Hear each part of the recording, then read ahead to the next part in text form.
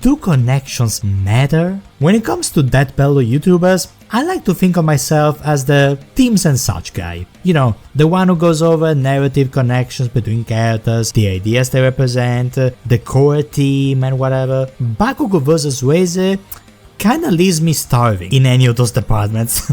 Like, in your power scaling for a second, that deserves its own video, but this announcement did spark a discussion in the Death Battle community about whether the series should pick characters only based on the amount of shared connections and teams, or the matchups that Death Battle thinks would make for cooler fights. Not too long ago, they reacted very positively to the idea of Leon facing off Jason Voorhees. Do these two have much in common? No. Would it be a cool crossover? Hell yeah. And most recently, they had this to say about the upcoming episode. I think a death battle really resonates when there's a question behind it. It's not necessarily the connection of the character that makes a death battle really strong. What happens when blank does blank?